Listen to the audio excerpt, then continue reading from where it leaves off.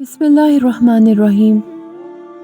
آج میری ویڈیو کو توجہ اور غور سے دیکھیے گا اور اس پر غور کرنے کے ساتھ ساتھ اپنے اندر تبدیلی پیدا کرنے کی بھی ضرور کوشش کیجیے گا، تاکہ میرا جو مقصد ہے اس چینل کو شروع کرنے کا وہ بھی پورا ہو جائے۔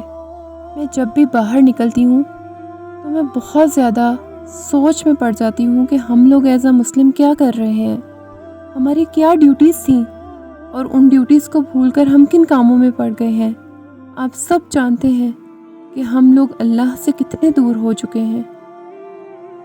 مجھے یہ بات بہت پریشان کرتی ہے کہ ہمارے پاس اللہ کی بہت ساری نشانیاں ہیں، اللہ تعالیٰ ہمیں ڈراتے بھی ہیں، کبھی موسم کی خطرناک صورتحال کی صورت میں اور کبھی زلزلوں کی صورت میں اور کبھی تباہ کن آفات جو ہمارے پہ مسلط ہو چکی ہیں کسی دشمن کی صورت میں یا کسی موسمی تبدیلی کی صورت میں۔ وہ سب ہمارے سامنے ہیں، ہم سب کچھ آبزرو کر رہے ہیں اور اندر ہی اندر سے ہم سب جانتے ہیں کہ یہ سب کیوں ہو رہا ہے، مگر پھر بھی افسوس کے ساتھ کہنا پڑ رہا ہے کہ ہم لوگ اپنے آپ کو بدلنے کی ذرا سی بھی کوشش نہیں کرتے، ہم لوگ پھر بھی اللہ کی طرف رجوع نہیں کرتے۔ حالانکہ آج کے اس دور میں ہمیں سب سے زیادہ جس چیز کی ضرورت ہے وہ ہے استغفار، اور استغفار صرف منہ سے ہی کہنا کافی نہیں ہوتا۔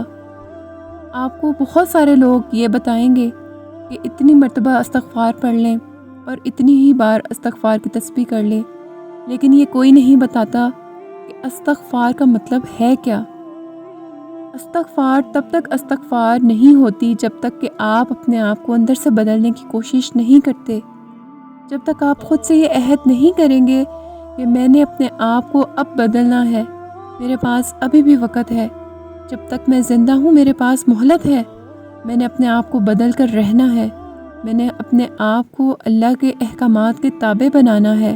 اور جب یہ سوچ آپ کے اندر آ جائے گی اس کے بعد ہی آپ کو استغفار پڑھنا بھی فائدہ دے گا۔ قرآن کریم میں بھی استغفار کے اوپر بہت زیادہ زور دیا گیا ہے۔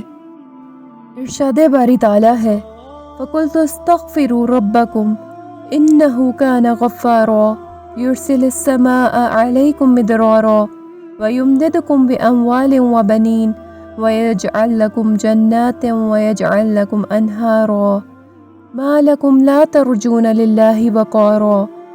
بس میں نے ان سے کہا کہ تم اپنے رب سے استغفار کرو، یقیناً وہ بہت بخشنے والا ہے، وہ تم پر آسمان سے خوب بارشیں برسائے گا اور وہ بڑھا دے گا تمہیں مال اور بیٹوں سے، اور تمہیں باغات عطا کرے گا اور تمہارے لیے چشمے اور نہریں رواں کر دے گا۔ تمہیں کیا ہو گیا ہے کہ تم اللہ کی عظمت کے امیدوار نہیں ہو؟ احادیث مبارکہ میں بھی استغفار کی اہمیت کو اجاگر کیا گیا ہے۔